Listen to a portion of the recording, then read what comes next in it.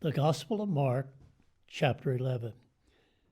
And when they came nigh to Jerusalem, unto Bethphage and Bethany, at the Mount of Olives, he sent forth two of his disciples, and saith unto them, Go your way into the village over against you, and as soon as ye be entered into it, ye shall find a colt tied, whereon never man sat. Loose him, and bring him.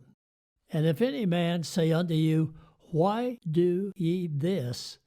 Say ye that the Lord hath need of him, and straightway he will send him hither.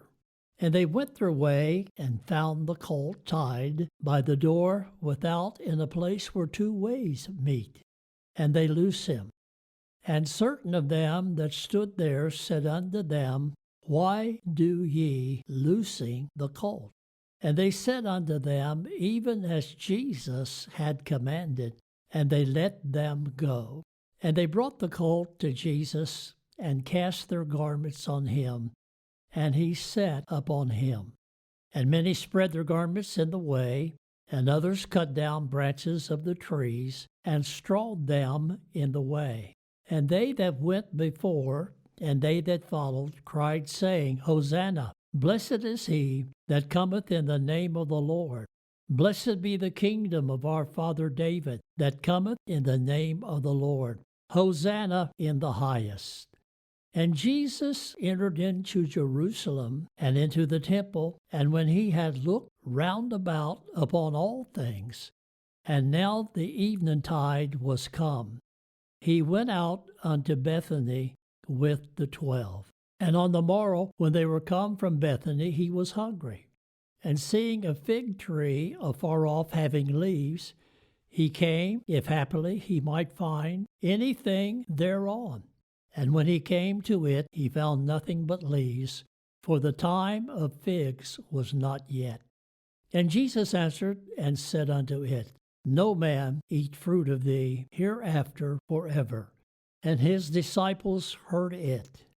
And they come to Jerusalem, and Jesus went into the temple, and began to cast out them that sold and bought in the temple, and overthrew the tables of the money changers, and the seats of them that sold doves, and would not suffer that any man should carry any vessel through the temple. And he taught, saying unto them, Is it not written, My house shall be called of all nations the house of prayer?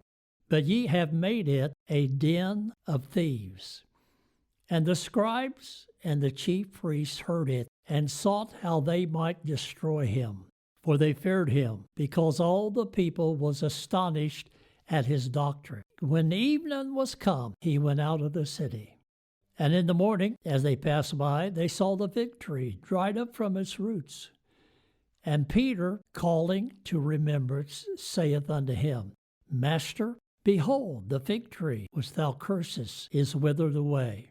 And Jesus answering saith unto them, Have faith in God.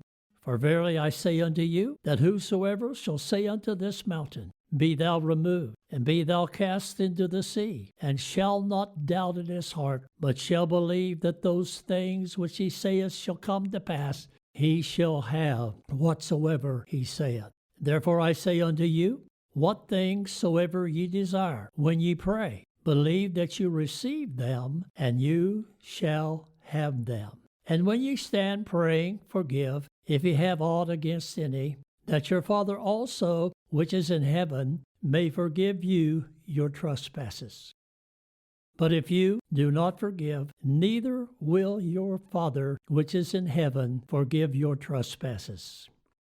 And they come again to Jerusalem, and as he was walking in the temple, there come to him the chief priests and the scribes and the elders, and say unto him, By what authority doest thou these things? And who gave thee this authority to do these things?